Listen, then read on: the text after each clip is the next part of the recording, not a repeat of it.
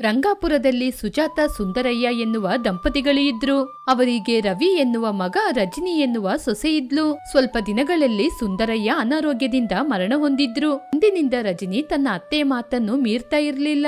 ರಜನಿ ಸುಜಾತಮ್ಮನನ್ನು ತನ್ನ ಸ್ವಂತ ತಾಯಿಯಾಗೆ ನೋಡ್ತಿದ್ಲು. ರವಿ ಕೂಡ ತನ್ನ ತಾಯಿಗೆ ಎದುರುತ್ರ ಕೊಡ್ತಾ ಇರ್ಲಿಲ್ಲ. ಹೀಗೆ 3 ವರ್ಷಗಳು ಕಳೆಯಿತು. ಈ ನಡುವೆ ರಜನಿ ರವಿ ದಂಪತಿಗಳಿಗೆ ಹೆಣ್ಣು ಮಕ್ಕಳು ಹುಟ್ಟಿದ್ರು. ಆದ್ರೆ ಅವರಿಗೆ ಗಂಡು ಮಗ ಇಲ್ಲ ಅಂತ ಕಷ್ಟಪಡ್ತಿದ್ರು. ರವಿಗೆ ಒಂದು ಗಂಡು ಮಗು ಬೇಕು ಎನ್ನುವ ಆಸೆ ಇತ್ತು. ರಜನಿ, ಇವತ್ತು ಸೋಮವಾರ, ಮಕ್ಕಳನ್ನ ಕರ್ಕೊಂಡು ದೇವಸ್ಥಾನಕ್ಕೆ ಹೋಗಿ ಬರೋಣ? ಸರಿ ಅತ್ತೆ, ಸ್ವಲ್ಪ ಹೊತ್ತಾದ್ಮೇಲೆ ಹೋಗಿ ಬರೋಣ. ಮಕ್ಕಳಿಬ್ಬರಿಗೂ ಹಾಲು ಕೊಟ್ಟು ಇವಾಗಷ್ಟೇ ಕೂರ್ಸಿದೀನಿ. ನಿಮ್ಮ ಮಗ ಹೊರಗಡೆ ಒಂದು ಸಣ್ಣ ಕೆಲ್ಸದ ಮೇಲೆ ಹೋಗಿದ್ದಾರೆ. ಅವ್ರು ಬಂದ್ಮೇಲೆ ಎಲ್ಲರೂ ಹೋಗೋಣ. ರವಿ ಮನೆಗೆ ಬಂದ. ರಜನಿ, ಸುಜಾತ ಮಕ್ಕಳಿಬ್ಬರು ಹೊಸ ಬಟ್ಟೆ ಹಾಕೊಂಡು ದೇವಸ್ಥಾನಕ್ಕೆ ಹೊರಡಿದ್ರು. ಅವರನ್ನು ನೋಡಿದ ರವಿ, ಏನಮ್ಮ ನೀವು ರಜನಿ ಇಬ್ಬರು ಮಕ್ಕಳು ಹೊಸ ಬಟ್ಟೆ ಹಾಕೊಂಡು ತುಂಬಾ ಚೆನ್ನಾಗಿ ಕಾಣಿಸ್ತಾ ಇದ್ದೀರಾ? ಏನಾದ್ರೂ ವಿಶೇಷ ಇದೆಯಾ ಅಥವಾ ನಂಗೆ ಗೊತ್ತಿಲ್ಲದೆ ಎಲ್ಲಾದ್ರೂ ಊರಿಗೆ ಹೊರಟಿದ್ದೀರಾ? ಹೀಗೆ ಆಶ್ಚರ್ಯದಿಂದ ಕೇಳಿದ. ಇಲ್ಲಪ್ಪ, ಇವತ್ತು ಸೋಮವಾರ ಅಲ್ವಾ, ಅದಕ್ಕೆ ದೇವಸ್ಥಾನಕ್ಕೆ ಹೋಗಿ ಬರೋಣ ಅಂತ ಹೊರಡ್ತಾ ಇದ್ದೋ. ಸರಿ, ನೀನ್ ಕೂಡ ಬೇಗ ಸ್ನಾನ ಮಾಡಿ ನಮ್ ಜೊತೆ ದೇವಸ್ಥಾನಕ್ಕೆ ಹೊರಡು. ಏನು, ನಾನು ದೇವಸ್ಥಾನಕ್ಕೆ ಬರ್ಬೇಕಾ? ನನಗೆ ಆ ದೇವರ ಮೇಲೆ ಇರುವ ಭಕ್ತಿ ನಂಬಿಕೆ ಯಾವಾಗ್ಲೋ ಹೋಯ್ತು. ನೀವು ಬೇಕಾದ್ರೆ ಹೋಗಿ ಬನ್ನಿ. ಏನ್ರಿ, ಆ ದೇವರನ್ನು ಇಷ್ಟೊಂದು ದೂರ್ತಾ ಇದ್ದೀರಾ? ನಾವಿವತ್ತು ಇಷ್ಟೊಂದು ಚೆನ್ನಾಗಿದ್ದೀವಿ ಅಂದ್ರೆ ಅದಕ್ಕೆ ಕಾರಣ ಆ ಶಿವ ತಾನೆ. ಹೀಗೆ ದೇವರನ್ನು ಮಾತಾಡೋದು ತಪ್ಪು ತಾನೆ? ನೀನು ಹೇಳದೇನೋ ನಿಜಾನೇ ರಜನಿ, ಆದ್ರೆ ಆ ದೇವರು ನನಗೆ 2 ಹೆಣ್ಣು ಮಕ್ಕಳನ್ನು ಕೊಟ್ಟಿದ್ದಾನೆ. ಗಂಡು ಮಕ್ಕಳು ಕೊಡಲಿಲ್ಲ ಅಂತ ನನಗೆ ಅವನ ಮೇಲೆ ಕೋಪ. ನನ್ನ ಗೆಳೆಯರೆಲ್ಲರೂ ನನ್ನ ಕೇವಲವಾಗಿ ನೋಡ್ತಾ ಇದ್ದಾರೆ. ಇವನಿಗೆ 2 ಹೆಣ್ಮಕ್ಳು ಕಣೋ ಅಂತ ತುಂಬಾನೇ ತಮಾಷೆ ಮಾಡಿ ಮಾತಾಡ್ತಿದ್ದಾರೆ. ಯಾರೋ ಏನೋ ಮಾತಾಡ್ತಿದ್ದಾರೆ ಅಂತ ನೀವು ಬೇಜಾರ್ ಮಾಡ್ಬಿಡ್ರಿ. ನರ ಇಲ್ಲದ ನಾಲಿಗೆ ಹೇಗೆ ಬೇಕಾದ್ರೂ ಮಾತಾಡುತ್ತೆ. ಆ ದೇವರು ನಮಗೆ ಮದುವೆಯಾದ ತಕ್ಷಣ 2 ಹೆಣ್ಣು ಮಕ್ಕಳನ್ನು ಕೊಟ್ಟ. ಮುಂದಿನ ದಿನಗಳಲ್ಲಿ ನಮಗೆ 3ನೇ ಮಗುವಾಗಿ ಆ ಶಿವನೇ ನಮ್ಮ ಹೊಟ್ಟೆಯಲ್ಲಿ ಬಂದು ಹುಟ್ಬೋದು. ಅಷ್ಟಕ್ಕೆ ನೀವು ಇಷ್ಟೊಂದು ಬೇಜಾರ್ ಮಾಡ್ಕೊಂಡ್ರೆ ಹೇಗೆ ರೀ? ಆ ಶಿವನ ಮೇಲೆ ನಂಬಿಕೆ ಇಡಿ. ಖಂಡಿತವಾಗಿ ಆ ಶಿವ ನಮಗೆ ಪುತ್ರ ಭಾಗ್ಯವನ್ನು ಕೊಡ್ತಾನೆ. ಒಳ್ಳೆ ಮಾತೇಳ್ದಮ್ಮ ರಜನಿ. ರವಿ, ಎಷ್ಟೋ ಜನ ಮಕ್ಕಳಿಲ್ದೆ ಹಣವನ್ನು ಹಾಸ್ಪಿಟ್ಲಿಗೆ ಚೆಲ್ತಾ ಇದ್ದಾರೆ ಕಣೋ. ಇನ್ನು ಕೆಲವರು ಮಕ್ಕಳಾಗಿಲ್ಲ ಅಂತ ದೇವಸ್ಥಾನಕ್ಕೆ ಹೋಗ್ತಾ ಇದ್ದಾರೆ. ಆಗಿರುವಾಗ ಆ ದೇವರು ನಿನಗೆ 2 ಹೆಣ್ಮಕ್ಕಳನ್ನ ಕೊಟ್ಟಿದ್ದಾನೆ. ಹಾಗಿರುವಾಗ ನೀನು ದೇವರಿಗೆ ಕೈ ಮುಗಿಬೇಕಲ್ವಾ? ಅಮ್ಮ, ನಾನು ಆ ದೇವರಿಗೆ ನಿಂದನೆಯನ್ನು ಒಡ್ತಾ ಇಲ್ಲ. ಹೊರಗಿನ ಸಮಾಜ ನನ್ನ ಮೇಲೆ ಹೇಳ್ತಾ ಇರುವ ಮಾತಿನಿಂದನೇ ನಾನು ತುಂಬಾ ಬೇಜಾರಾಗಿದ್ದೀನಿ. ಸರಿ, ನೀವು ಬೇಕಾದ್ರೆ ಹೋಗಿ ಬನ್ನಿ, ನನಗೆ ಹಿಂಸೆ ಕೊಡಬೇಡಿ. ಸುಜಾತಮ್ಮ ರಜನಿ ಮಕ್ಕಳನ್ನು ಕರೆದುಕೊಂಡು ದೇವಸ್ಥಾನಕ್ಕೆ ಹೋದ್ರು. ಹೀಗೆ 2 ದಿನದಲ್ಲಿ ಶಿವರಾತ್ರಿ ಬಂತು. ಪಕ್ಕದ ಮನೆ ಶಾಂತಮ್ಮ ಸುಜಾತನ ನೋಡಿ ಹೀಗೆ ಹೇಳಿದ್ರು. ಸುಜಾತಮ್ಮ, ನಾಳೆ ಶಿವರಾತ್ರಿ ಅಲ್ವಾ, ಪೂಜೆ ಮಾಡ್ಲಿಕ್ಕೆ ಸ್ವಲ್ಪ ವಸ್ತುಗಳು ಬೇಕು. ನಾನು ಅಂಗಡಿಗೆ ಹೋಗ್ತಾ ಇದ್ದೀನಿ. ನಿಮಗೂ ಕೂಡ ಏನಾದ್ರೂ ವಸ್ತುಗಳು ಬೇಕಂದ್ರೆ ನನ್ ಜೊತೆ ಬನ್ನಿ, ಇಬ್ರು ಹೋಗಿ ತಗೊಂಬರೋಣ. ಬರ್ತೀನಿ ಶಾಂತಮ್ಮ, ಇವಾಗ್ಲೇ ಹೊರಡ್ತೀನಿ. ನನ್ನ ಮಗ ಸೊಸೆ ಕೈಯಲ್ಲಿ ಶಿವರಾತ್ರಿ ಪೂಜೆ ಮಾಡಿಸ್ಬೇಕು. ಅಮ್ಮ ರಜನಿ, ನಾನು ಟೌನಿಗೆ ಹೋಗಿ ಪುರೋಹಿತರನ್ನ ನೋಡ್ಕೊಂಬರ್ತೀನಿ. ಇವಾಗ ಯಾಕತ್ತೆ ಹೋಗ್ತಾ ಇದ್ದೀರಾ? ನಮ್ಮನೆಯಲ್ಲಿ ಪೂಜೆ ಏನು ಮಾಡೋದಿಲ್ಲ ಅಲ್ವಾ? ಇಲ್ಲಮ್ಮ, ನಾಳೆ ಶಿವರಾತ್ರಿ, ನಮ್ಮ ಮನೆಯಲ್ಲಿ ಪೂಜೆ ಮಾಡ್ಲಿಕ್ಕೆ ಪುರೋಹಿತರ ಬಳಿ ಕೇಳಿ ವಸ್ತುಗಳನ್ನ ಹೋಗಿ ತಗೊಂಬರ್ಬೇಕಲ್ವಾ, ಅದಕ್ಕೆ ಹೋಗ್ತಿದ್ದೀನಿ. ಹೌದಾ ಅತ್ತೆ, ಈ ಮಕ್ಕಳ ಮಧ್ಯದಲ್ಲಿ ಶಿವರಾತ್ರಿ ಅನ್ನೋದನ್ನೇ ನಾನು ಮರ್ತ್ಬಿಟ್ಟೆ. ನಾನು ಯಾವತ್ತೂ ಶಿವರಾತ್ರಿ ಪೂಜೆಯನ್ನು ಮಾಡಲೇ ಇಲ್ಲ. ನಾನು ಕೂಡ ನಿಮ್ ಜೊತೆ ಬಂದು ಪುರೋಹಿತರನ್ನ ಕೇಳಿ ಆ ನಂತರ ಪೂಜೆಗೆ ಏರ್ಪಾಡು ಮಾಡ್ತೀನಿ. ನಾವಿಬ್ರು ಹೋದ್ರೆ ಮಕ್ಕಳನ್ನ ಯಾರಮ್ಮ ನೋಡ್ಕೊಳ್ಳೋದು? ನೀನ್ ಬೇಕಂದ್ರೆ ಶಾಂತಮ್ಮನ ಜೊತೆ ಹೋಗು. ನೀನು ಬರುವ ತನಕ ನಾನು ಮಕ್ಕಳನ್ನ ತುಂಬಾ ಭದ್ರವಾಗಿ ನೋಡ್ಕೊಳ್ತೀನಿ. ನೀನು ಹೋಗಿ ಬಾ. ಅತ್ತೆ, ಮಕ್ಕಳಿಬ್ರು ನಿದ್ರೆ ಮಾಡ್ತಾ ಇದ್ದಾರೆ. ಅವರು ಸದ್ಯಕ್ಕೆ ಇವಾಗ ಎದ್ದೇಳೋದಿಲ್ಲ. ಅದು ಮಾತ್ರ ಅಲ್ಲದೆ ನಿಮ್ ಮಗ ಕೂಡ ಮನೆಯಲ್ಲೇ ಇದ್ದಾರೆ. ಮಕ್ಕಳನ್ನ ಅವ್ರು ನೋಡ್ತಾರೆ. ನಾನು ನಿಮ್ ಜೊತೆ ಬರ್ತೀನತ್ತೆ. ಹೀಗೆ ಶಾಂತಮ್ಮ, ಸುಜಾತ, ರಜನಿ 3 ಜನ ಪುರೋಹಿತರ ಬಳಿ ಹೋಗ್ತಾ ಇದ್ರು. ಅವಾಗ ಅವರಿಗೆ ದಾರಿ ಮಧ್ಯದಲ್ಲಿ ಒಬ್ರು ಸಾಧು ಸಿಕ್ಕಿದ್ರು. ಅಮ್ಮ, ನೀವೆಲ್ಲರೂ ಎಲ್ಲಿಗೆ ಹೋಗ್ತಾ ಇದ್ದೀರಾ? ನಾಳೆ ಶಿವರಾತ್ರಿ. ಶಿವರಾತ್ರಿ ದಿನದಂದು ಶಿವನಿಗೆ ಪೂಜೆ ಮಾಡಿದ್ರೆ ನಿಮಗೆ ಆಗೋದೆಲ್ಲ ಒಳ್ಳೆಯದೇ ಆಗುತ್ತೆ. ಸ್ವಾಮೀಜಿ, ಮಹಾಶಿವರಾತ್ರಿ ಪೂಜೆ ಮಾಡಲಿಕ್ಕೆ ಬೇಕಾದ ವಸ್ತುಗಳು ಏನು ಅಂತ ಪುರೋಹಿತರ ಬಳಿ ಕೇಳಲಿಕ್ಕೆ ಹೋಗ್ತಾ ಇದ್ದೀವಿ. ನಿಮಗೆ ಗೊತ್ತಿದ್ರೆ ಹೇಳಿ. ಖಂಡಿತಮ್ಮ, ಖಂಡಿತವಾಗಿ ಹೇಳ್ತೀನಿ. ಸ್ವಾಮೀಜಿ, ನನಗೆ ಒಂದು ಸಂದೇಹ. ಮಹಾಶಿವರಾತ್ರಿ ಅಂದ್ರೆ ಏನು? ಅವತ್ತು ಏನೇನ್ ಕೆಲಸ ಮಾಡ್ಬೇಕು? ಅಮ್ಮ, ಮಹಾಶಿವರಾತ್ರಿ ಅಂದ್ರೆ ಮಾಘ ಮಾಸದಲ್ಲಿ ಈ ಪೂಜೆಯನ್ನು ಮಾಡ್ತಾರೆ. ಮಹಾಶಿವ ಹುಟ್ಟಿದ ದಿನವನ್ನು ಮಹಾಶಿವರಾತ್ರಿ ಅಂತ ಹೇಳ್ತಾರೆ. ಅವತ್ತು ಮನೆಯನ್ನು ಶುದ್ಧ ಮಾಡ್ಕೊಳ್ಬೇಕು. ಬೆಳಿಗ್ಗೆ ಬೇಗ ಎದ್ದು ಅಂಗಳಕ್ಕೆ ನೀರಾಕಿ ಬಾಗಿಲಿಗೆ ಅರಿಶಿನ ಕುಂಕುಮವನ್ನು ಇಟ್ಟು ಆ ದಿನವಿಡೀ ಶಿವನ ದೇವಸ್ಥಾನಕ್ಕೆ ಹೋಗಿ ಪೂಜೆಯನ್ನು ಮಾಡಿಸಿ ಆ ದಿನ ಉಪವಾಸವಿದ್ದು ಜಾಗರಣೆ ಮಾಡಿದ್ರೆ ಒಳ್ಳೆಯದೇ ನಡೆಯುತ್ತೆ. ಸ್ವಾಮೀಜಿ, ದೇವರಿಗೆ ಪೂಜೆ ಮಾಡಲಿಕ್ಕೆ ಆ ದಿನ ಏನೆಲ್ಲ ತಗೋಬೇಕು? ಅಮ್ಮ, ಆ ಶಿವ ಯಾವತ್ತೂ ನಮ್ಮ ಜೊತೆ ಏನನ್ನೂ ಬಯಸುವುದಿಲ್ಲ. ನಮ್ಮಿಂದ ಏನಾಗುತ್ತೋ ಅದನ್ನ ಖಂಡಿತ ಕೊಡ್ಬೋದು. ಸ್ವಚ್ಛವಾದ ನೀರಲ್ಲಿ ಪರಿಶುದ್ಧವಾದ ನೀರನ್ನು ತೆಗೆದುಕೊಂಡು ಹೂವು, ಬಿಲ್ವಪತ್ರೆ ಇದನ್ನೆಲ್ಲ ತೆಗೆದುಕೊಂಡು ಹೋಗಿ ಆ ಶಿವನಿಗೆ ಪೂಜೆ ಮಾಡುವುದರಿಂದ ಆ ಶಿವ ಅದನ್ನೆಲ್ಲ ಸ್ವೀಕರಿಸುತ್ತಾನೆ.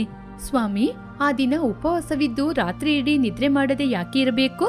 ಆ ದಿನ ರಾತ್ರಿ ಉಪವಾಸವಿದ್ದು ನಿದ್ರೆಯನ್ನು ಮಾಡದೆ ಮನಸ್ಸೊಳಗೆ ಮಹಾಶಿವ ಅಂತ ಜಪವನ್ನು ಮಾಡ್ತಾ ಇದ್ರೆ ಆ ಶಿವನ ಅನುಗ್ರಹದಿಂದ ನಿಮ್ಮ ಬೇಡಿಕೆಯೆಲ್ಲ ಈಡೇರುತ್ತೆ. ನೀವು ಅಂದುಕೊಂಡ ಪ್ರಾರ್ಥನೆಯೆಲ್ಲ ನೆರವೇರುತ್ತೆ. ಸ್ವಾಮಿ, ನಿಮ್ಮ ಮಾತನ್ನು ಕೇಳಲಿಕ್ಕೆ ನನಗೆ ತುಂಬಾನೇ ಆಸಕ್ತಿಯಾಗಿದೆ. ಆದ್ರೆ ನನ್ನ ಗಂಡನಿಗೆ ಗಂಡು ಮಕ್ಕಳು ಹುಟ್ಟಲಿಲ್ಲ ಅಂತ ದೇವರ ಮೇಲೆ ಚಿಂತೆಯಲ್ಲಿದ್ದಾರೆ. ಅವರು ಪೂಜೆ ಮಾಡ್ಲಿಕ್ಕೆ ಬರ್ತಾರಾ ಇಲ್ವಾ ಅಂತ ಗೊತ್ತಿಲ್ಲ. ನಾನು ಏನ್ ಮಾಡ್ಬೇಕು ಅಂತ ಹೇಳಿ ಸ್ವಾಮಿ. ಅಮ್ಮ, ಆ ಶಿವನ ಆಜ್ಞೆ ಇಲ್ಲದೆ ಏನೂ ಹುಟ್ಟುವುದಿಲ್ಲ ಅಂತ ಹೇಳ್ತಾರೆ. ಸೃಷ್ಟಿಯ ಮೂಲಕ್ಕೆ ಶಿವನೇ ಕಾರಣ. ಅವನನ್ನು ನಂಬಿಕೊಂಡು ನೀವು ಪೂಜೆ ಮಾಡಿ, ಖಂಡಿತವಾಗಿ ಅವನೇ ಬರ್ತಾನೆ. ನಿಮ್ಮ ಕೈಯಲ್ಲಾದ್ರೆ 10 ಜನಕ್ಕೆ ಅನ್ನದಾನವನ್ನು ಮಾಡಿ, ಅದು ಇನ್ನೂ ತುಂಬಾನೇ ಒಳ್ಳೆಯದು. ಇಷ್ಟಕ್ಕೆ ಪೂಜೆ ಮುಗಿಯುತ್ತಾ ಸ್ವಾಮಿ? ಮರುದಿನ ಬೆಳಿಗ್ಗೆ ಎದ್ದು ಏನಾದ್ರೂ ಮಾಡ್ಬೇಕಾ? ಆ ದಿನವಿಡೀ ನೀವು ನಿದ್ರೆ ಮಾಡದೆ ಉಪವಾಸವಿದ್ದು ಪೂಜೆ ಮಾಡಿ ಬೆಳಗ್ಗಿನ ಜಾವ ಬೇಗನೆ ಸ್ನಾನ ಮಾಡಿ ಪುನಃ ಶಿವನ ದೇವಸ್ಥಾನಕ್ಕೆ ಹೋಗಿ ದರ್ಶನ ಮಾಡಿದ್ರೆ ಆ ಪೂಜೆಯ ಪ್ರತಿಫಲ ಖಂಡಿತವಾಗಿ ನಿಮಗೆ ಸಿಗುತ್ತೆ. ಸ್ವಾಮಿ, ನಿಮ್ನ ನೋಡಿ ನಿಮ್ಮ ಮಾತು ಕೇಳಿದಾಗ ಆ ಶಿವನೇ ನೇರವಾಗಿ ಬಂದು ನಮಗೆ ಪೂಜೆಯ ಬಗ್ಗೆ ಹೇಳುವ ಹಾಗೇ ಇದೆ. ಶಿವರಾತ್ರಿಯ ದಿನ ಗೋಮಾತೆಗೆ ನಾವು ಪೂಜೆ ಮಾಡ್ಬೋದಾ? ಖಂಡಿತವಾಗಿ ಮಾಡಬೇಕು. ಆ ಗೋಮಾತನಿಗೆ ತಿನ್ಲಿಕ್ಕೆ ಏನಾದ್ರೂ ಕೊಟ್ಟು ಅದರ ಕಾಲಿಗೆ ನಮಸ್ಕಾರ ಮಾಡಬೇಕು. ಆ ದಿನ ಮಾವಿನ ಮರ, ನೆಲ್ಲಿಕಾಯಿ ಮರಕ್ಕೂ ಕೂಡ ಪೂಜೆಯನ್ನು ಮಾಡಬೇಕು. ಸ್ವಾಮಿ, ನಮಗೆ ಇಷ್ಟೊಂದು ವಿಚಾರ ಗೊತ್ತಿಲ್ಲ. ಪೂಜೆನ ಹೇಗೆ ಮಾಡಬೇಕು ಅಂತ ಕೂಡ ಹೇಳಿ. ದೇವಸ್ಥಾನಕ್ಕೆ ಹೋಗಿ ದೇವರನ್ನು ಸುತ್ತಿ ಅಂಗ ಪ್ರದಕ್ಷಿಣೆಯನ್ನು ಮಾಡಿ ಆ ಶಿವಲಿಂಗಕ್ಕೆ ಅರಿಶಿನ, ಕುಂಕುಮ, ವಿಭೂತಿ ಹಾಕಿ ಪೂಜೆಯನ್ನು ಮಾಡಿ ಪಂಚಾಮೃತದಿಂದ ಅಭಿಷೇಕ ಮಾಡಿ ಹಣ್ಣುಗಳನ್ನು ಇಟ್ಟು ಕಳಂಕವಿಲ್ಲದ ಮನಸ್ಸಿನಿಂದ ಪೂಜೆ ಮಾಡಿ ಓಂ ನಮಃ ಶಿವಾಯ ಅಂತ ಹೇಳ್ತಾ ಇದ್ರೆ ಸಾಕು, ಎಲ್ಲಾ ಕಷ್ಟಗಳು ದೂರ ಆಗುತ್ತೆ. ಹಾಗೆ ಹೇಳಿ ಆ ಸ್ವಾಮೀಜಿ ಅಲ್ಲಿಂದ ಹೊರಟೋದ್ರು. ಸುಜಾತಮ್ಮ ಮತ್ತು ಶಾಂತಮ್ಮ ಟೌನಿಗೆ ಹೋಗಿ ಪೂಜೆಗೆ ಬೇಕಾದ ಎಲ್ಲ ವಸ್ತುಗಳನ್ನು ತೆಗೆದುಕೊಂಡು ಮನೆಗೆ ಬಂದ್ರು. ಮರುದಿನ ಬೆಳಿಗ್ಗೆ ಆಯಿತು. ರಜನಿ ಮತ್ತು ಸುಜಾತಮ್ಮ ಬೆಳಿಗ್ಗೆ ಬೇಗನೆ ಎದ್ದು ಸ್ನಾನ ಮಾಡಿ ಮನೆಯೆಲ್ಲ ಶುದ್ಧ ಮಾಡಿ ಮನೆಯ ಬಾಗಿಲಿಗೆ ತೋರಣ, ಅರಿಶಿನ ಕುಂಕುಮವನ್ನು ಇಟ್ಟು ಅಲಂಕಾರ ಮಾಡಿ ಶುದ್ಧವಾದ ಒಂದು ಚೊಂಬಲ್ಲಿ ನೀರನ್ನು ತೆಗೆದುಕೊಂಡು ಪೂಜೆಗೆ ಅಂತ ದೇವಸ್ಥಾನಕ್ಕೆ ಹೊರಟ್ರು. ಆ ದಿನ ರವಿ ಕೂಡ ಬೇಗ ಎದ್ದಿದ್ದ. ರೀ, ನೀವು ಬೇಗ ಸ್ನಾನ ಮಾಡ್ಕೊಂಡು ಹೊಸ ಬಟ್ಟೆ ಹಾಕೊಂಡು ನಮ್ ಜೊತೆ ದೇವಸ್ಥಾನಕ್ಕೆ ಬನ್ನಿ. ಇಲ್ಲ ರಜನಿ, ನಾನ್ ಬರೋದಿಲ್ಲ. ನೀವು ಹೋಗ್ತಾ ಇದ್ದೀರಲ್ವಾ, ನನ್ನ ಬದಲಿಗೆ ನೀವೇನೇ ಪೂಜೆ ಮಾಡ್ಕೊಂಬನ್ನಿ. ಹೀಗೆ ರವಿ ಮಾತನಾಡಿದಾಗ ಅದೇ ಸಮಯಕ್ಕೆ ಸುಜಾತಮ್ಮ ಅಲ್ಲಿ ಬಂದ್ರು. ಏನಪ್ಪಾ ರವಿ, ಯಾಕೆ ಇಷ್ಟೊಂದು ಹಠ ಮಾಡ್ತಿದ್ದೀಯಾ? ನೀನಿವತ್ತು ಖಂಡಿತ ದೇವಸ್ಥಾನಕ್ಕೆ ಬರಬೇಕು. ಅಮ್ಮನ ಮೇಲೆ ಮರ್ಯಾದೆ ಗೌರವ ಇದ್ರೆ ಈ ದಿನ ನೀನು ಖಂಡಿತವಾಗಿ ನಮ್ ಜೊತೆ ದೇವಸ್ಥಾನಕ್ಕೆ ಬರಬೇಕು. ಹಾಗೆ ಹೇಳಿ ಅಲ್ಲಿಂದ ಹೊರಟೋದ್ರು. ತಾಯಿಯ ಮಾತಿಗೆ ಎದುರುತ್ರ ಮಾತನಾಡದೆ ರವಿ ಸ್ನಾನ ಮಾಡಿ ಹೊಸ ಬಟ್ಟೆಯನ್ನು ಹಾಕಿಕೊಂಡು ದೇವಸ್ಥಾನಕ್ಕೆ ಹೊರಟ. ಅದನ್ನು ನೋಡಿ ಸುಜಾತಮ್ಮ, ರಜನಿ ತುಂಬಾನೇ ಸಂತೋಷಪಟ್ರು. ರಜನಿ, ಸುಜಾತಮ್ಮ, ರವಿ ಮಕ್ಕಳನ್ನು ಕರ್ಕೊಂಡು ದೇವಸ್ಥಾನಕ್ಕೆ ಹೋದ್ರು. ಸ್ವಾಮೀಜಿ ಹೇಳಿದ ಹಾಗೇನೆ 3 ಸುತ್ತು ದೇವಸ್ಥಾನವನ್ನು ಸುತ್ತಿ ಆ ನಂತರ ಶಿವನಿಗೆ ಅಭಿಷೇಕ ಮಾಡಿ ಅರಿಶಿನ, ಕುಂಕುಮ, ಹಣ್ಣು, ಕಾಯಿ ಹಾಗೇನೆ ಬಿಲ್ವಪತ್ರೆಯನ್ನೆಲ್ಲ ಇಟ್ಟು ಶಿವನಿಗೆ ಪೂಜೆಯನ್ನು ಮಾಡಿದ್ರು. ಪೂಜೆ ಆದ ನಂತರ ನೆಲ್ಲಿಕಾಯಿ ಮರ ಮತ್ತು ಮಾವಿನ ಮರಕ್ಕೂ ಪೂಜೆ ಮಾಡಿದ್ರು. ಪೂಜೆ ಆದ ನಂತರ ದೇವಸ್ಥಾನದಿಂದ ಹೊರಗೆ ಬಂದ್ರು. ನನ್ನ ಮನಸ್ಸು ಇವತ್ತು ತುಂಬಾ ಸಂತೋಷವಾಗಿದೆ. ಏನೋ ಒಂದು ತರದ ಆನಂದ. ನಾನಿವತ್ತು ಖಂಡಿತವಾಗಿ ಉಪವಾಸವಿದ್ದು ರಾತ್ರಿ ಇಡೀ ಜಾಗರಣೆ ಮಾಡ್ತೀನಿ. ಆ ಪರಮಾತ್ಮನ ಮಹಿಮೆಯೇ ಹೀಗೆ. ಅವನ ಬಳಿ ಬಂದು ಒಂದು ಚೊಂಬು ನೀರಲ್ಲಿ ಅವನಿಗೆ ಅಭಿಷೇಕ ಮಾಡಿದ್ರೆ ಅವನು ಕರುಣಿಸುತ್ತಾನೆ. ನಿನ್ನಲ್ಲಿ ಇಷ್ಟೊಂದು ಬದಲಾವಣೆ ಬರ್ಬೇಕು ಅಂತಾನೆ ನಿನ್ನ ಕರ್ಕೊಂಬಂದು ಪೂಜೆ ಮಾಡಿದ್ದು. ಈ ದಿನ 10 ಜನಕ್ಕೆ ಅನ್ನದಾನವನ್ನು ಮಾಡೋಣ. ಸರಿಯಮ್ಮ, 10 ಜನಕ್ಕೆ ಅನ್ನದಾನವನ್ನು ಮಾಡೋಣ. ಈ ದಿನ ನೀವು ಏನು ಹೇಳಿದ್ರೂ ನಿಮ್ಮ ಮಾತನ್ನು ಮೀರುವುದಿಲ್ಲ. ಆ ದಿನ ರವಿ, ರಜನಿ, ಸುಜಾತಮ್ಮ ಎಲ್ಲರಿಗೂ ಅನ್ನದಾನ ಮಾಡಿದ್ರು. ಆ ದಿನ ರಾತ್ರಿ ಅವರೆಲ್ಲರೂ ಉಪವಾಸವಿದ್ದು ಓಂ ನಮಃ ಶಿವಾಯ ಅಂತ ಮನಸ್ಸಲ್ಲಿ ಜಪನೆ ಮಾಡ್ತಾನೇ ಇದ್ರು. ಮರುದಿನ ಬೆಳಿಗ್ಗೆ ಅವರೆಲ್ಲರೂ ಪುನಃ ದೇವಸ್ಥಾನಕ್ಕೆ ಹೋಗಿ ದೇವರ ಪೂಜೆಯನ್ನು ಮಾಡಿ ಆನಂತರ ಗೋಮಾತೆಯನ್ನು ಪೂಜೆ ಮಾಡಿದ್ರು. ಅಮ್ಮ, ನನ್ನಲ್ಲಿ ಈ ರೀತಿ ಬದಲಾವಣೆ ಆಗುತ್ತೆ ಅಂತ ನಾನು ಅಂದ್ಕೊಂಡಿರ್ಲಿಲ್ಲ. ಈ ವರ್ಷ ಹೇಗೋ ಮುಗಿಯಿತು. ಮುಂದಿನ ವರ್ಷ ಶಿವರಾತ್ರಿ ದಿನ ಈ ಊರಿಗೆ ಅನ್ನದಾನ ಮಾಡೋಣ. ಸರಿಯಪ್ಪ, ಖಂಡಿತವಾಗಿ ಮಾಡೋಣ. ಹೀಗೆ 1 ವರ್ಷ ಕಳೆಯಿತು. ಮುಂದಿನ ಶಿವರಾತ್ರಿ ಬರ್ಲಿಕ್ಕೆ ಮುಂಚೆ ರಜನಿಗೂ ರವಿಗೂ ಗಂಡು ಮಗ ಹುಟ್ಟಿದ. ಅದನ್ನು ನೋಡಿ ಸುಜಾತಮ್ಮ, ರಜನಿ, ರವಿ 3 ಜನ ಸಂತೋಷಪಟ್ರು. ರಜನಿ, ಆ ಶಿವನ ಅನುಗ್ರಹದಿಂದ ನಮಗೆ ಗಂಡು ಮಗ ಹುಟ್ಟಿದ, ಇವನಿಗೆ ಶಿವ ಅಂತಾನೆ ಹೆಸರಿಡೋಣ. ಹೀಗೆ ಪ್ರತಿ ವರ್ಷ ಈ ಕುಟುಂಬ ಶಿವರಾತ್ರಿ ದಿನ ಉಪವಾಸವಿದ್ದು ಜಾಗರಣೆ ಇದ್ದು ಆ ಊರಿನ ಜನರಿಗೆ ಅನ್ನದಾನ ಮಾಡುತ್ತಾ ಅತ್ತೆ ಸೊಸೆ ಇಬ್ರು ಶಿವರಾತ್ರಿ ಹಬ್ಬವನ್ನು ಆಚರಣೆ ಮಾಡಿದ್ರು. ಸಿಂಹಗಿರಿ ಎನ್ನುವ ಊರಿನಲ್ಲಿ ರತ್ನ ಎನ್ನುವ ಅತ್ತೆ ಎಲ್ಲ ಕೆಲಸವನ್ನು ತನ್ನ ಸೊಸೆ ಕೈಯಿಂದ ಮಾಡಿಸ್ತಿದ್ರು. ರತ್ನ ಜಿಪುಣಿಯಾದ ಕಾರಣ ಅದೇ ರೀತಿ ಕೆಲಸವನ್ನು ಮಾಡಿಸ್ತಾ ಇದ್ಲು. ನೋಡಮ್ಮ ಸೊಸೆ, ಪಕ್ಕದ ಮನೆಯವರು ತುಂಬಾ ಮಾವಿನಕಾಯಿ ತಂದಿದ್ದಾರೆ. ನೀನು ಹೋಗಿ ನನಗೆ ಚೆನ್ನಾಗಿ ಮಾವಿನಕಾಯಿ ಪಚಡಿ ಮಾಡಕ್ ಗೊತ್ತು, ಸ್ವಲ್ಪ ಕೊಡಿ ಅಂತ ಕೇಳ್ಕೊಂಡ್ ಮಾಡ್ಕೊಂಡ್ ಬಾ. ನಿಮ್ಗೆ ಮಾವಿನಕಾಯಿ ಪಚಡಿ ತಿನ್ಬೇಕು ಅಂದ್ರೆ ನೀವೇ ಹೋಗಿ ಕೇಳಿ. ಕಳೆದ ಸಲ ನೀವು ಹೀಗೇನೆ ಹೇಳಿ ನಾನು ಹೋಗಿ ಕೇಳಿದೆ, ಆದ್ರೆ ಅವರು ಭಿಕ್ಷುಕನನ್ನು ನೋಡುವ ಹಾಗೆ ನನ್ನ ನೋಡಿದ್ರು. ನಾನು ಏನೇ ಹೇಳಿದ್ರು ಯಾಕೆನೆ ಹೀಗೆ ಮಾಡ್ತಿದೀಯಾ? ನೀನೋಗಿ ಮಾವಿನಕಾಯಿ ತಂದು ಉಪ್ಪಿನಕಾಯಿ ಹಾಕಿದ್ರೆ ತಾನೇ ಮಳೆಗಾಲದಲ್ಲಿ ಕೂತು ತಿನ್ಬೋದು. ನಿಮಗೆ ಬೇಕಂದ್ರೆ ನೀವು ಹೋಗಿ ಕೇಳಿಯತ್ತೆ, ನಾನೇನ್ ಕೇಳೋದಿಲ್ಲ ಹಾಗೆ ಹೇಳಿ ಅಲ್ಲಿಂದ ಅವಳ ಕೆಲಸವನ್ನು ನೋಡ್ಕೊಂಡು ಆಚೆ ಹೋದ್ಲು. ಹುಡುಗಿಯಿಂದ ಯಾವ ಕೆಲ್ಸನೂ ಆಗೋದಿಲ್ಲ ಹಾಗೆ ಅಂತ ಹೇಳಿ ರತ್ನ ಪಕ್ಕದ ಮನೆಯವರ ಮನೆಗೆ ಹೋಗಿ ಕೂತ್ಕೊಂಡ್ರು. ಏನತ್ತಿಗೆ, ಅಣ್ಣ ತುಂಬಾ ಮಾವಿನಕಾಯಿ ತಂದಿರುವ ಹಾಗಿದೆ, ಅದನ್ನ ನೋಡಿದ್ರೆ ಬಾಯಲ್ಲಿ ನೀರ್ ಬರ್ತಾ ಇದೆ. ಎಷ್ಟೊಂದ್ ಚೆನ್ನಾಗಿದೆ. ಹೌದೌದು, ಯಾಕೆ ಇವರಿಗೆ ಬೇರೆ ಕೆಲ್ಸನೇ ಇಲ್ಲ, ಯಾಕೆ ಇಷ್ಟೊಂದು ತಂದಿದಾರೋ ಏನೋ. ಇನ್ನು ಸ್ವಲ್ಪ ದಿನ ಆಗುವಾಗ ಮಾವಿನಕಾಯಿ ಇಲ್ಲೇ ಚೆನ್ನಾಗಿ ಸಿಗುತ್ತೆ, ಅವರಿಗೆ ಬೇರೆ ಕೆಲಸ ಬೇಕಲ್ವಾ? ನಾ ಮಾತಾಡ್ಕೊಂಡೆ ಸ್ವಲ್ಪ ಮಾವಿನಕಾಯಿನ ತೆಗೆದು ಸೀರೆಯಲ್ಲಿ ಸುತ್ಕೊಂಡ್ಲು. ಸರಿಯತ್ತಿಗೆ, ನಾನಿನ್ನು ಹೊರಡ್ತೀನಿ, ಮನೆಯಲ್ಲಿ ಹಾಕಿದ ಕೆಲಸ ಎಲ್ಲ ಹಾಗೇನೇ ಇದೆ. ಹೀಗೆ ಎದ್ದು ಹೊರಡುವಾಗ ಸೀರೆಯಿಂದ ಮಾವಿನಕಾಯಿ ಎಲ್ಲ ಕೆಳಗೆ ಬಿದ್ದೋಯ್ತು. ನಾಚಿಕೆ ಪಟ್ಕೊಂಡು ಏನು ಮಾತನಾಡದೆ ಮನೆಗೆ ಬಂದ್ಲು. ಹೀಗೆ ರತ್ನ ಮನೆಗೆ ಬರುವಾಗ ದಾರಿ ಮಧ್ಯದಲ್ಲಿ ಒಬ್ಬ ಟೊಮೆಟೊ ವ್ಯಾಪಾರಿಯನ್ನು ನೋಡಿ, ಏನು ಇಷ್ಟೊಂದು ಟೊಮೆಟೊನ ಇಲ್ಲಿಟ್ಟಿದ್ದೀರಾ? ಟೊಮೆಟೊ ವ್ಯಾಪಾರ ಮಾಡ್ಲಿಕ್ಕೆ ತಂದಿದ್ದೀನಿ ಕಣಮ್ಮ, ಆದರೆ ಇವತ್ತು ಮಾರ್ಕೆಟಲ್ಲಿ ಟೊಮೆಟೊಗೆ ರೇಟು ತುಂಬಾ ಕಡಿಮೆ ಆಗಿದೆ, ಯಾರು ಕೂಡ ತಗೊಳ್ತಾ ಇಲ್ಲ, ಅದಕ್ಕೇನೆ ಹೀಗೆ ಹಾಕೊಂಡು ಕೂತ್ಕೊಂಡ್ಬಿಟ್ಟಿದ್ದೀನಿ. ಅಯ್ಯ, ನೀವು ಏನು ಹೇಳದಿದ್ರೆ ನಾನು ಸ್ವಲ್ಪ ಟೊಮೆಟೊನ ತಗೊಳ್ಳ, ನಿಮಗೆ 2 ರೂಪಾಯಿ ಕೊಡ್ತೀನಿ, ನನಗೆ ಸ್ವಲ್ಪ ಕೊಡ್ಬೋದಾ? ಸರಿ ಅಮ್ಮ, ಸರಿ, ಬೇಕಂದ್ರೆ ತಗೊಂಡೋಗಿ, ಹೇಗೋ ಹಾಳಾಗಿ ಹೋಗುತ್ತಾನೆ, ತಗೊಂಡೋಗಿ. ರತ್ನ ಹೀಗೆ ಆ ಮೂಟೆಯನ್ನು ತೆಗೆದು ತಲೆ ಮೇಲೆ ಇಟ್ಕೊಂಡು ಅಲ್ಲಿಂದ ಮನೆಗೆ ಬಂದ್ಲು. ವೈಶಾಲಿ, ಬೇಗ ಬಾರೆ, ಏನ್ ತಂದಿದ್ದೀನಿ ಅಂತ ನೋಡು. ಪಕ್ಕದ ಮನೆಗೆ ಹೋಗಿ ಮಾವಿನಕಾಯಿ ತರ್ತೀನಿ ಅಂತ ಹೀಗೆ ಟೊಮೆಟೊ ಮೂಟೆನ ತಂದಿದ್ದೀರಿ ಏನತ್ತೆ? ಪಕ್ಕದ ಮನೆಯವ್ರ ಮನೆಗೆ ಹೋಗಿ ಮಾವಿನಕಾಯಿನ ಸೀರೆಯಲ್ಲಿ ಸುತ್ಕೊಂಡು ಬರೋಣ ಅಂತ ನೋಡಿದಾಗ ಎದ್ದು ನಿಂತಾಗ ಎಲ್ಲ ಕೆಳಗೆ ಚೆಲ್ಲೋಯ್ತು. ನಾಚಿಕೆ ಪಟ್ಕೊಂಡು ತಿರುಗಿ ನೋಡದೆ ಬಂದ್ಬಿಟ್ಟೆ. ಅಯ್ಯೋ, ಏನತ್ತೆ ನೀವು ಮಾಡುವ ಕೆಲಸ? ಅವ್ರ ಮುಂದೆ ಇನ್ನೂ ಹೇಗೆ ಮುಖನ ತೋರಿಸೋದು? ನಿಮ್ಮಿಂದ ನನ್ನ ಮರ್ಯಾದೆ ಎಲ್ಲ ಹೋಗ್ತಾ ಇದೆ, ಯಾಕೆ ಹಿಂಗ್ ಮಾಡ್ತಿದ್ದೀರೋ? ಇವಾಗ ಏನು, ಅವ್ರೇನ್ ನಮ್ ಜೊತೆ ಸಂಬಂಧ ಮಾಡ್ಕೋತಾರಾ? ಅಯ್ಯೋ, ನಿಮ್ಮಿಂದ ನನ್ ಮರ್ಯಾದೆ ಹೋಗುತ್ತೆ ಅತ್ತೆ. ಹೇಳದ್ನ ಸರಿಯಾಗಿ ಕೇಳ್ಕೊ. ನಾನು ಇಷ್ಟೊಂದು ಟೊಮೆಟೊ ತಂದಿದ್ದೀನಲ್ಲ, ಈ ಟೊಮೆಟೊ ಖಾಲಿ ಆಗುವವರೆಗೂ ಇದ್ರಲ್ಲೇ ನೀನು ಇನ್ಮುಂದೆ ಸಾರು ಮಾಡ್ಬೇಕು. ನಿಮ್ಗೇನಾದ್ರೂ ಅರ್ಥ ಆಗುತ್ತಾ ಅತ್ತೆ? ಈ ಟೊಮೆಟೊ ಖಾಲಿ ಆಗ್ಲಿಕ್ಕೆ ಎಷ್ಟು ದಿನಗಳು ಬೇಕು ಅಂತ ಗೊತ್ತಾ? ಎಷ್ಟು ದಿನ ಆಗುತ್ತೋ ಅಷ್ಟು ದಿನ ಇದ್ರಲ್ಲೇ ವಿಧ ವಿಧವಾದ ಅಡುಗೆಯನ್ನು ಮಾಡು. ಹೀಗೆ ಏನು ಮಾತನಾಡದೆ ವೈಶಾಲಿ ಕೂಡ ಸುಮ್ಮನಿದ್ಲು. ಅಷ್ಟರಲ್ಲಿ ಅವಳ ಗಂಡ ಬಂದ. ವೈಶಾಲಿ, ತುಂಬಾ ಹಸಿವಾಗ್ತಾ ಇದೆ, ಇವತ್ತು ಅಡಿಗೆ ಏನ್ ಮಾಡಿದೀಯಾ? ಬೇಗ ಹೋಗಿ ತಗೊಂಬಾ. ನಾನು ಟೊಮೆಟೊ ಚಟ್ನಿ, ಟೊಮೆಟೊ ರಸ, ಟೊಮೆಟೊ ಬೇಳೆ ಸಾರು ಎಲ್ಲ ಮಾಡಿದೀನಿ. ಕೈಕಾಲ್ ಮುಖ ತೊಳ್ಕೊಂಬಂದ್ರೆ ತೆಗ್ದಿಡ್ತೀನಿ. ಕೈಕಾಲ್ ಮುಖ ಎಲ್ಲ ತೊಳ್ಕೊಂಡೆ ನಾನ್ ಬಂದಿರೋದು. ಸರಿ, ಅಮ್ಮನ ಕರಿ, ಅವರು ಕೂಡ ನಮ್ ಜೊತೆ ಊಟ ಮಾಡ್ಲಿ. ಮಾಡಿರುವ ಅಡಿಗೆ ವಾಸನೆ ಘಮಘಮ ಅಂತ ಬರ್ತಿದೆ. ಟೊಮೆಟೊ ಪಚಡಿ, ಟೊಮೆಟೊ ರಸ ಅಂತ ಏನೇನೋ ಮಾಡಿದ್ಯಲ್ಲ, ಎಲ್ಲ ಒಟ್ಟಿಗೆ ಯಾಕೆ ಮಾಡ್ದೆ? ನಿಮ್ ತಾಯಿ ಊಟ ಮಾಡಿ ಚೆನ್ನಾಗಿ ಗೊರಕೆ ಹೊಡ್ಕೊಂಡು ನಿದ್ರೆ ಮಾಡ್ತಿದ್ದಾರೆ. ಕೇಳ್ತಾ ಇಲ್ವಾ ಶಬ್ದ? ನಮ್ಮಮ್ಮ ಟೊಮೆಟೊ ಕಡಿಮೆ ಬೆಲೆಗೆ ಸಿಕ್ತು ಅಂತ ಒಂದ್ ಮೂಟೆ ತಂದಿದ್ದಾರೆ. ಅದಕ್ಕೆ ನೀವತ್ತು ಹೀಗೆ ಮಾಡಿದ್ದು. ಅಮ್ಮನಿಗೆ ಏನಾದ್ರೂ ಫ್ರೀಯಾಗಿ ಸಿಗ್ತಾ ಇದೆ ಅಂದ್ರೆ ಪ್ರಾಣ ಹೋದ್ರೂ ಕೂಡ ಅವ್ರು ಅದನ್ನ ಬಿಡೋದಿಲ್ಲ. ಹೀಗೆ ಊಟ ಮಾಡಿ ಗಂಡ ಹೆಂಡತಿ ಇಬ್ರು ನಿದ್ರೆ ಮಾಡಿದ್ರು. ಮರುದಿನ ಬೆಳಿಗ್ಗೆ ಎದ್ದು ಅಂಗಳದಲ್ಲಿ ರಂಗೋಲಿ ಹಾಕ್ತಾ ಇದ್ದಾಗ ವೈಶಾಲಿ ಬಳಿ ಒಬ್ಬ ಭಿಕ್ಷುಕ ಬಂದ. ಅಮ್ಮ, ಇನ್ನು ನಿಮ್ಮ ಅತ್ತೆ ಎದ್ದಿಲ್ವಾ?